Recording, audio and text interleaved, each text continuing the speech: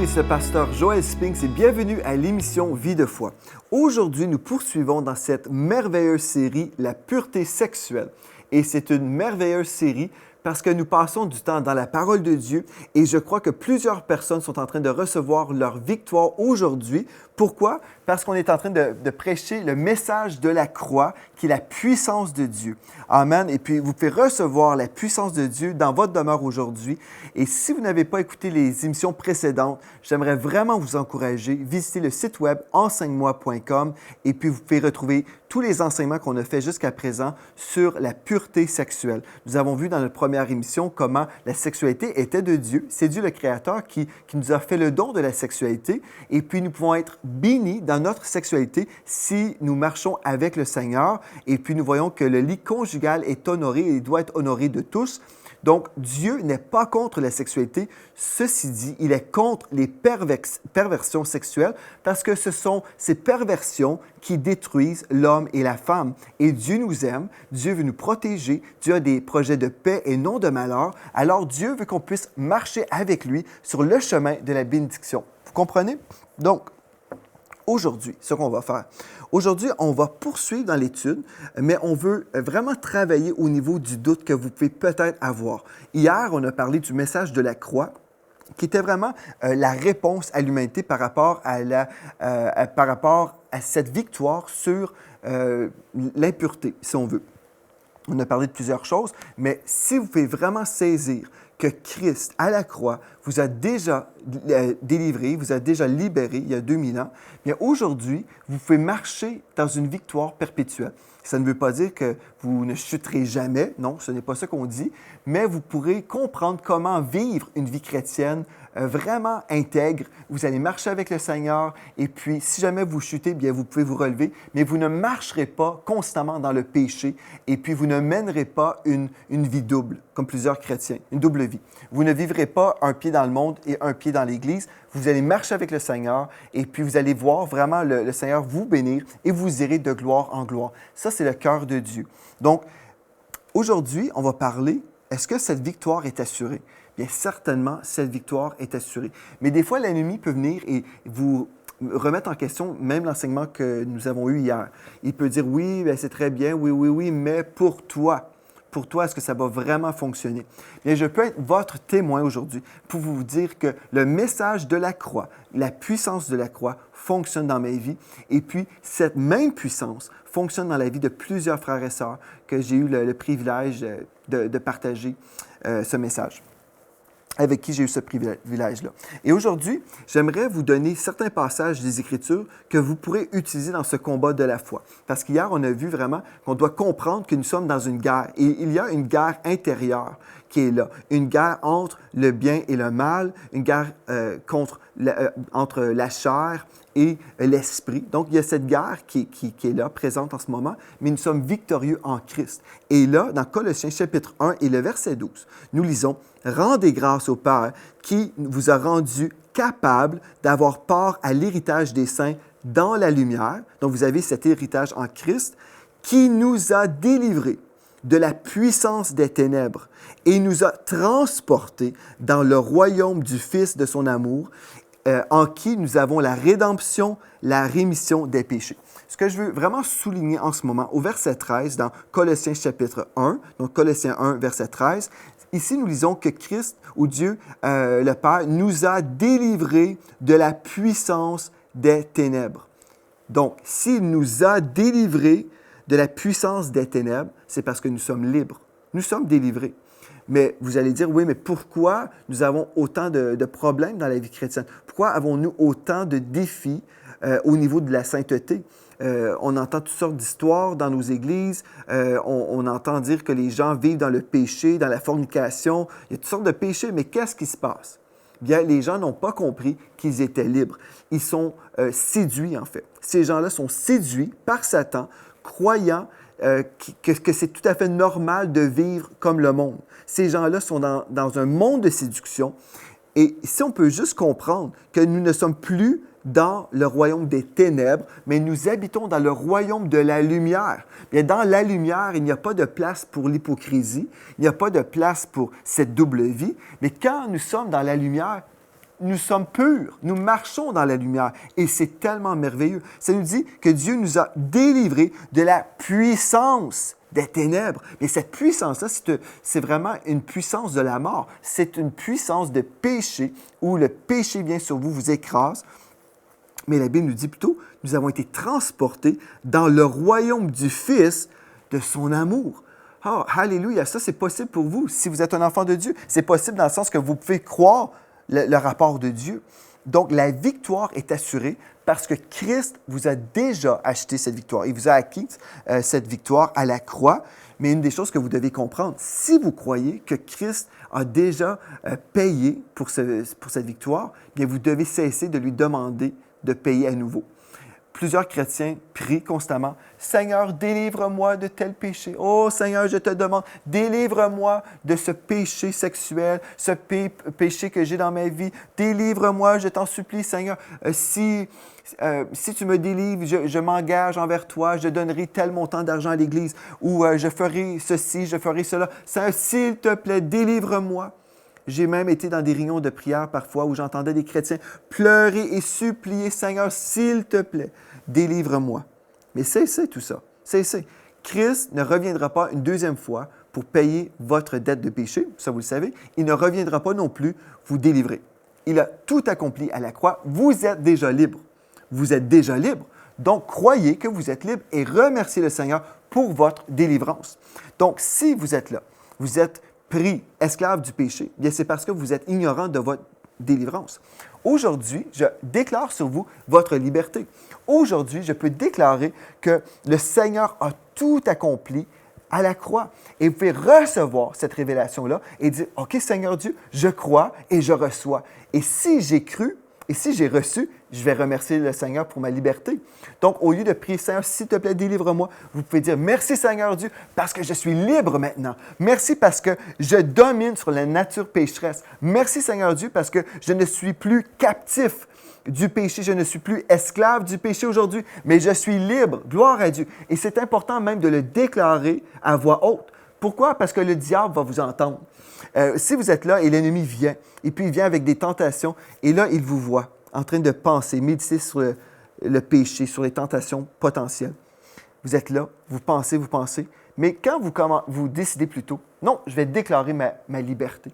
Le diable va voir aussi les mauvais esprits, peu importe, quand l'ennemi vient contre vous pour vous attaquer, peu importe les dominations, vous déclarez, « Oh, merci Seigneur Dieu que j'ai été libéré. Il y a déjà 2000 ans, je suis libre. Gloire à Dieu. » Et vous verrez que vous allez vraiment expérimenter la victoire dans vos vies. Vous allez vraiment savourer la victoire dans vos vies. C'est possible pour vous. Et là, j'ai un autre verset pour vous garantir que cette victoire est vraiment pour vous. Dans Romains chapitre 6, au verset 14, il est écrit, « Car le péché n'aura point de pouvoir sur vous, puisque vous êtes non sous la loi, mais sous la grâce. » Oui, nous sommes sous la grâce, cette faveur de Dieu qui vient sur nous. Alléluia. Et ça nous dit, le péché n'aura point de pouvoir sur vous. Quand on parle, encore une fois ici du péché, on parle de la nature pécheresse. La nature pécheresse n'aura point de pouvoir sur vous. Si la nature pécheresse n'a plus de pouvoir sur vous, c'est parce que vous avez le pouvoir sur la nature pécheresse. Vous êtes en autorité spirituelle, vous êtes là, vous pouvez exercer votre autorité spirituelle, votre esprit régénéré, recréé, votre esprit rempli du Saint-Esprit peut déclarer à votre chair, c'est moi qui décide. Et puis même au niveau, on parle de péché sexuel, mais même au niveau de l'embonpoint. Admettons, vous êtes là, vous mangez, et puis vous avez besoin d'une percée. Bien, gloire à Dieu, c'est possible même pour vous, si vous faites de l'embonpoint. Vous pouvez déclarer au nom de Jésus, je ne mangerai pas cette chose. Admettons, vous êtes tenté par, je ne sais pas, un gâteau, et habituellement, on pourrait manger un morceau, mais l'ennemi vient vous tenter, vous dit, non, tu dois manger tout le gâteau. Bien, là, au lieu d'entretenir des pensées, dire « Oh, est-ce que je vais manger tout le gâteau? Est-ce que je vais manger la tarte aussi? » Et là, vous entretenez des pensées concernant la tentation et vous méditez sur la tentation. Bien, vous êtes en train de vous préparer pour l'échec, franchement. Mais si vous dites « Oh, une tentation arrive », je discerne que cette pensée ne vient pas de Dieu, elle vient du royaume des ténèbres et je sais que le diable vient pour me voler, m'égorger ou me détruire. Donc, je sais que le diable est toujours contre moi. Donc, immédiatement, je discerne la tentation et au nom de Jésus, je résiste. Et je me rappelle, à cause, je place ma foi dans l'œuvre de la croix, je me rappelle qu'il y a déjà 2000 ans, j'ai été libéré. Et je suis là. Merci Seigneur Dieu. Oh, je n'ai pas à combattre contre ce morceau de gâteau ou contre la tarte, peu importe. Je n'ai pas à combattre, mais je suis déjà victorieux. Je suis déjà victorieux parce que Christ m'a affranchi. Maintenant, j'aimerais vous lire le même texte, en fait, dans la Bible du Sommeur. Il est écrit « Le péché ne sera pas votre maître, puisque vous n'êtes plus sous le régime de la loi, mais sous celui de la grâce. Donc, le péché ou la nature pécheresse ne sera plus votre maître. » Mais ce n'est pas le cas pour plusieurs chrétiens. Plusieurs chrétiens sont là dans nos églises et puis c'est la nature pécheresse qui domine dans leur vie. Totalement, ils sont totalement dominés. Et puis, c'est pour ça qu'on retrouve autant de péchés dans nos églises. Mais je crois que l'heure est arrivée pour nous de recevoir. Nous devons recevoir ce message de la croix. Et je crois aussi qu'on a besoin un peu d'humilité. Parce que des fois, je voulais partager ce message avec certaines personnes et tout de suite, je pouvais discerner que, bon, je parlais à une personne qui m'écoutait et là, tout d'un coup, quand j'annonce, je vais vous présenter le message de la croix, tout d'un coup, la personne disparaît. Elle est là devant moi, mais je réalise qu'elle n'écoute plus ce que je dis. Parce que les gens s'imaginent tout connaître. Les gens s'imaginent, bon, ça, je connais le message de la croix, bien oui, je connais. Mais vous savez, des fois, on peut s'imaginer connaître des choses et on ignore une grande dimension. On peut ignorer une certaine profondeur de cette révélation-là. Et comme on a vu hier et comme on continue à voir aujourd'hui, on a vraiment besoin de saisir les profondeurs de la croix parce que si on peut vraiment les saisir, on peut bénéficier de l'œuvre de la croix. C'est tellement merveilleux. Et c'est pour vous aujourd'hui. Donc, la nature pécheresse n'a point de pouvoir sur vous. Croyez-vous ça aujourd'hui? La nature pécheresse n'a plus de pouvoir ou elle n'est plus le maître de ma vie. Pourquoi? Parce que Jésus est le Seigneur de ma vie.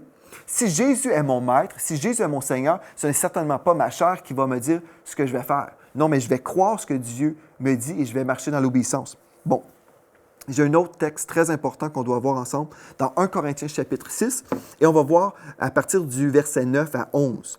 Écoutez bien, il y a des gens qui vont dire « Ah bien, j'ai déjà essayé de marcher avec Dieu, j'ai essayé et puis finalement, je n'arrive pas à vivre dans la sainteté et puis j'ai vraiment le goût d'abandonner. » Et c'est possible que vous soyez dans cette situation-là. Je sais que l'ennemi travaille constamment pour essayer de vous décourager. Mais si vous avez essayé, bien c'est ça le problème. Vous avez essayé. On ne peut pas essayer Christ. On reçoit Christ et on reçoit notre victoire. On ne peut pas essayer notre victoire. La victoire, c'est quelque chose que nous recevons par la foi. Donc déjà, là, j'ai une bonne nouvelle pour vous. Vous n'avez plus à essayer, vous pouvez recevoir votre victoire. Écoutez bien, ceci est un texte super, super puissant. 1 Corinthiens chapitre 6, versets 9 à 11. Parce que le diable dit à certains d'entre vous, « Écoute, non, tu as été pris dans ce péché, ça fait 10 ans, 20 ans, 30 ans que tu marches dans ce péché et tu vas toujours être dans ce péché-là. » Mais la Bible nous dit, 1 Corinthiens chapitre 6, 9 à 11, « Ne savez-vous pas que les injustes n'hériteront point le royaume de Dieu? Ne vous y trompez pas. Ni les impudiques, ni les idolâtres, ni les adultères, ni les efféminés, ni les infâmes, ni les voleurs, ni les cupides, ni les ivrognes, ni les outrageux, ni les ravisseurs n'hériteront le royaume de Dieu. » Bon. Et là, vous dites, bien, Pasteur Joël, justement, c'est ça, je sais que je ne peux hériter le royaume de Dieu parce que, justement, je suis un de ces impudiques ou adultères ou peu importe. Mais le verset 11 nous dit, « Et c'est là ce que vous étiez, quelques-uns de vous, mais vous avez été lavés, vous avez été sanctifiés, vous avez été justifiés au nom du Seigneur Jésus-Christ et par l'Esprit de notre Dieu. » Voyez-vous, le diable veut vous faire croire que vous allez toujours demeurer dans certains péchés. Aujourd'hui, je ne suis pas avec vous à la maison. Le Saint-Esprit est avec vous en ce moment. La présence de Dieu est là avec vous dans votre demeure. Vous entendez ce message et peut-être pendant longtemps vous avez cru « Je vis dans ce péché, personne ne le sait, mais je vais toujours demeurer dans ce péché. » Mais Dieu vous dit « C'est possible de changer. » Pourquoi? Ce n'est pas par votre puissance, ce n'est pas par vos efforts que vous allez y arriver. Et c'est ça le problème. Vous avez essayé d'être victorieux. Et c'est certain que vous ne pourrez jamais être victorieux par vous-même. Et j'aime tellement ce texte qui nous dit « Et c'est là ce que vous étiez, quelques-uns de vous. » Aujourd'hui, ce message s'applique encore à vous. Mais vous avez été lavés. Pourquoi? Comment ça? Comment? Quand on réalise que Christ est mort à la croix pour payer notre dette de péché, on peut vraiment venir à lui et dire « Seigneur, je te demande de me pardonner de ce péché. Et je vais être lavé. » Et là, le Seigneur Jésus va vous laver et vous purifier de toute iniquité. Vous serez totalement purs. C'est merveilleux. Donc, vous avez été lavé. Premièrement, on doit se repentir et être lavé. Deuxièmement, vous avez été sanctifiés. Ce qui veut dire, Dieu vous prend et vous avez été mis à part pour son saint service. Vous avez été sanctifiés. Vous avez été déclarés juste, saints. Ne dites plus jamais que vous êtes un pécheur. Si vous dites « Je suis un pauvre pécheur, sauvé par grâce », oubliez ça.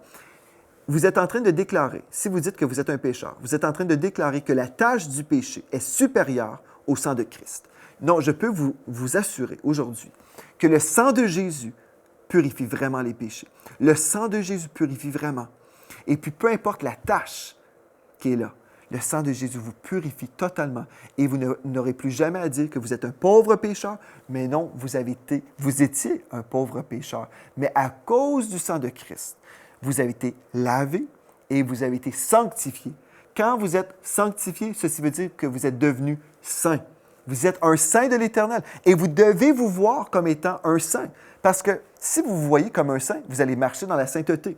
Si vous vous voyez comme un pauvre pécheur, bien devinez ce que vous allez faire. Vous allez être un pauvre pécheur, vous allez marcher dans le péché. Parce que l'homme est comme les pensées de son âme, nous dit la parole de Dieu. Donc, si vous pensez que vous êtes pécheur, vous allez forcément marcher dans le péché et vous serez misérable. Mais aujourd'hui, vous pouvez dire non, j'ai été lavé, j'ai été sanctifié, et puis aujourd'hui, je suis un saint de l'Éternel. Vous avez été justifiés au nom du Seigneur Jésus-Christ et par l'Esprit de notre Dieu. Quand on parle de la justification, ça veut dire autrefois nous étions coupables du péché. Peut-être que vous avez commis des péchés terribles, des péchés sexuels terribles et vous avez honte aujourd'hui. Mais si vous venez au Seigneur Jésus et vous lui dites « Seigneur, je veux être lavé », vous dites « Oui, mais je suis déjà chrétien, pasteur. » Correct, mais vous êtes quand même dans le péché, vous êtes encore esclave du péché. Venez à Jésus quand même si vous êtes un enfant de Dieu. Et dites « Seigneur, j'ai besoin d'être totalement lavé. J'ai gardé cette portion pour moi. J'ai été dans le péché, dans le secret. Aujourd'hui, je me présente devant toi et puis je quitte les ténèbres. Je veux sortir de ce monde de ténèbres, cette double vie. Je viens vers toi, Seigneur Dieu, et je me repens. Je te demande de me pardonner. Et Dieu va vous laver. Ensuite, ça me dit, il vous a sanctifié. Et oui, c'est une chose qu'on vit à un moment donné dans notre vie, quand on se donne pour la première fois au Seigneur. Mais il y a vraiment un processus de sanctification. À tous les jours, le Seigneur nous travaille, nous révèle des choses qu'on doit enlever dans nos vies. Donc, vous êtes sanctifiés. Là, vous faites vraiment savourer votre identité en Christ et dire, je suis un saint de l'Éternel. Je crois que je suis saint maintenant. Je suis saint, mais vous avez été justifiés au nom du Seigneur Jésus. C'est tellement merveilleux. Donc, vous êtes juste. Vous n'êtes plus coupable, vous êtes juste. Et l'ennemi va revenir, il va vous accuser. Mais vous dites, vous êtes en train d'accuser un saint de l'Éternel. Vous êtes en train d'accuser celui qui a été purifié. Et le Seigneur dit sur moi, sur ma vie, qu'il n'y a plus maintenant aucune condamnation pour ceux qui sont en Jésus. N'est-ce pas merveilleux de savoir ça? Si vous ne pouvez pas croire à votre pardon et à votre purification comme ça, bien vous ne croyez pas la parole de Dieu. Et si vous ne pouvez pas être pardonné, je ne peux pas être pardonné. Personne ne peut être pardonné. Mais la Bible nous dit dans 1 Jean chapitre 1 et le verset 9, « Si nous confessons nos péchés, il est fidèle et juste pour nous les pardonner et pour nous purifier de toute iniquité. » Ceci veut dire même les péchés sexuels, même si vous étiez dépendant de la pornographie. Aujourd'hui, Dieu vous dit, il vous pardonnera de toute iniquité. Et là, ce que je trouve encore plus merveilleux, dans le psaume 103, verset 11, écoutez bien ceci. Non seulement vous êtes purifiés, mais là, ça me dit, mais autant les cieux sont élevés au-dessus de la terre, autant sa bonté est grande pour ceux qui le craignent. Autant l'Orient est éloigné de l'Occident, autant il éloigne de nous nos transgressions. Ça, c'est merveilleux. C'est tellement merveilleux. C'est comme des fois, on est là, on s'imagine que nous sommes notre péché. Des fois, on porte comme la honte. Et puis, on est là, on s'imagine être tel péché, où les gens ont décrit tel péché, et puis là, nous sommes devenus ce péché. Mais Dieu dit, il éloigne de nous, la parole de Dieu nous dit, il éloigne de nous nos transgressions. Il éloigne de vous. Non, vous n'avez pas cette étiquette sur le front, mais non, l'étiquette que Dieu vous donne, c'est le sein de l'Éternel. Des vêtements purs, des vêtements blancs, au lieu d'avoir des vêtements salis par le péché. Et dans Ésaïe 43, le verset 25, il est écrit, « C'est moi, moi qui efface tes transgressions ou tes péchés, pour l'amour de moi. » C'est Dieu qui parle. « Et je ne me souviendrai plus de tes péchés. » N'est-ce pas merveilleux? Je sais qu'il y a des personnes qui sont là qui disent, « Moi, je vis dans le péché parce que, écoutez, ça fait tellement d'années que je marche dans le péché. J'ai été sali et puis voilà, c'est mon sort dans la vie. Je dois juste m'accepter comme ça. » Mais Dieu dit, non, aujourd'hui, si vous venez à lui, vous faites totalement pardonner. Et Dieu dit, je ne me souviendrai plus de tes péchés. Mais des fois, vous devez aussi accepter ce que la parole de Dieu dit et puis accepter ce fait que, OK, si Dieu m'accepte, si Dieu me pardonne, je dois apprendre aussi à me pardonner. Et je dois aussi croire que Dieu éloigne de moi mes transgressions. Je dois croire également que Dieu ne se souvient plus de mes péchés. Des fois, les êtres humains nous rappellent nos fautes. Les êtres humains sont comme ça. Dieu est tellement plus gracieux et plus merveilleux. Les êtres humains, des fois, vont vous dire, « Oui, mais tu te rappelles quand tu avais 20 ans, tu as fait telle chose. » Mais Dieu ne vous dira jamais ça. Dieu a tout oublié. Il a mis vos péchés dans la mer de l'oubli.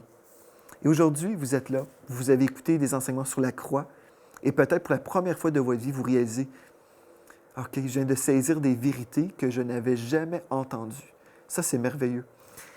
Et j'aimerais simplement terminer cette émission en vous disant tout simplement que la croix de Christ vous suffit. Je dois vous avertir, frères et sœurs, parce que, vous savez, dans notre monde chrétien, il y a toujours des nouvelles modes. On entend toujours parler de nouvelles choses, des nouvelles modes, des livres qui vont sortir. C'est bien d'avoir des livres, des séries audio. Bon, telle recette pour vivre tel miracle, telle formule pour avoir telle chose.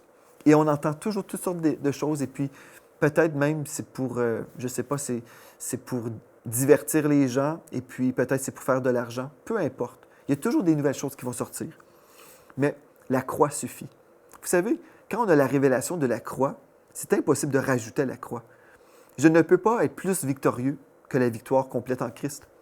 Vous savez, il y a toutes sortes de choses qui vont sortir. Et c'est un peu comique. Des fois, on est là et on voit que les gens nous proposent certains livres ou certains ministères. Et puis là, ça, c'est nouveau, c'est nouveau. Écoutez, 2 Corinthiens 4, verset 5 nous dit, c'est l'apôtre Paul qui parlait. Il disait, nous ne prêchons pas nous-mêmes. C'est Jésus-Christ le Seigneur que nous prêchons et nous nous disons vos serviteurs à cause de Christ. Donc, l'apôtre Paul ne prêchait pas lui-même, il ne prêchait pas sa philosophie, sa nouvelle découverte. Il prêchait Jésus. Mais remarquez dans 1 Corinthiens 1, 23, c'est très intéressant.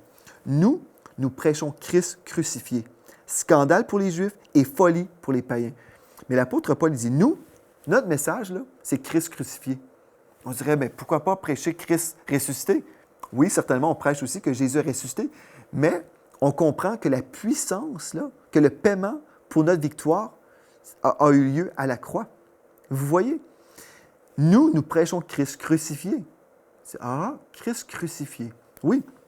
Et dans 1 Corinthiens 2, 2, nous lisons, « Je n'ai pas eu la pensée de savoir parmi vous autre chose que Jésus-Christ et Jésus-Christ crucifié. » L'apôtre Paul disait, « Moi, ce qui m'intéresse, là, c'est le message de la croix, le message de Christ crucifié. » On dit, « Ah ouais! » Mais pourtant, on n'entend même plus parler de la crucifixion. On ne chante plus nécessairement des chants sur la croix. Il y a certaines églises qui ont même supprimé tous les chants dans leur recueil de chants, tous les chants qui se référaient au sang de Christ, soi-disant parce que bien les gens vont peut-être être dérangés en entendant parler de la croix ou du sang. C'est macabre, on n'aime pas entendre parler du sang. Mais pourtant, l'apôtre Paul a dit, « Je n'ai pas eu la pensée de savoir parmi vous autre chose que Jésus-Christ et Jésus-Christ crucifié. » Donc, c'est le message de la Bible. Toute bonne doctrine a comme fondement la croix de Christ. Si vous entendez un autre message, et puis vous voulez savoir si c'est vraiment de Dieu, allez et découvrez la racine ou le fondement. Si la croix de Christ n'est pas le fondement, rejetez cet enseignement. Parce que votre victoire se retrouve exclusivement dans l'œuvre de la croix. Votre victoire a été payée par le Seigneur Jésus. Et puis, oui, aujourd'hui, on voulait voir la question, est-ce que cette victoire est garantie? Est-ce que cette victoire est garantie? Bien, certainement, elle est garantie parce que l'œuvre du Seigneur Jésus est parfaite. Et puis, en terminant aujourd'hui, je vous invite, venez avec moi dans Hébreux chapitre 9 et le verset 13 et 14. Écoutez bien ceci, ça dit, « Si le sang des taureaux et des boucs et la cendre d'une vache répandue sur ceux qui sont souillés sanctifie et procure la pureté de la chair. » Ici, on parle de l'Ancienne Alliance, évidemment. Au verset 14, ça nous parle ici des sacrifices de l'Ancien Testament. Et puis, je ne prendrai pas le temps aujourd'hui de tout décrire, mais bref, on parle de l'œuvre, les symboles, en fait, les types avant Christ. Et au verset 14, finalement, nous arrivons à l'époque de Christ. C'est dit combien plus le sang de Christ, qui par un esprit éternel s'est offert lui-même sans tache à Dieu, purifiera-t-il votre conscience des œuvres mortes afin que vous serviez le Dieu vivant. Donc, combien plus le sang de Christ vous purifiera-t-il votre conscience des œuvres mortes? Quand on parle des œuvres mortes, nous parlons du péché. Donc, même votre vieille vie de péché, même cette vieille vie-là, non seulement vos péchés sont pardonnés, mais même votre conscience peut être purifiée. En anglais, ça nous dit « purge ». C'est comme on a totalement éradiqué de votre conscience même le fait que ces péchés ont existé. Donc, c'est une chose merveilleuse. Même votre conscience peut être purifiée. Donc, vous pouvez marcher dans votre vie chrétienne, avancer, sachant « je suis victorieux, j'ai été pardonné, j'ai été lavé, sanctifié, justifié. Je suis en route vers le ciel. J'ai découvert cette révélation. Le Seigneur s'est révélé à moi, le message de la croix. Aujourd'hui, je sais comment avancer. Je n'ai plus jamais besoin de vivre dans le péché. Je n'ai plus jamais besoin de vivre une double vie ou vivre dans la honte. Aujourd'hui, je connais mon héritage en Christ. Et non seulement je vais savourer cette vie chrétienne, mais je vais être un instrument entre les mains de Dieu pour prêcher cette bonne nouvelle. Et quand je vais voir un frère ou une sœur pris dans le péché, confus, je serai cet instrument entre les mains de Dieu pour dire, écoute, j'ai le secret, j'ai la recette de Dieu, j'ai ta prescription pour la vie de victoire. Et là, vous prêchez Christ crucifié. Il a tout accompli à la croix. Nous sommes libres en Christ. Nous avançons aujourd'hui par la puissance du Saint-Esprit qui vient sur nous. Et on dit gloire à Dieu. Oui, votre victoire est assurée parce que l'œuvre de la croix est tellement... C'est quelque chose d'absolument parfait. Et pour cela, nous disons gloire à Dieu. Merci d'avoir été là. On poursuit demain. Et d'ici à demain, soyez richement bénis. Cette émission est rendue possible grâce au précieux soutien des partenaires d'Enseigne-moi Canal International. Retrouvez tous nos programmes sur emcitv.com.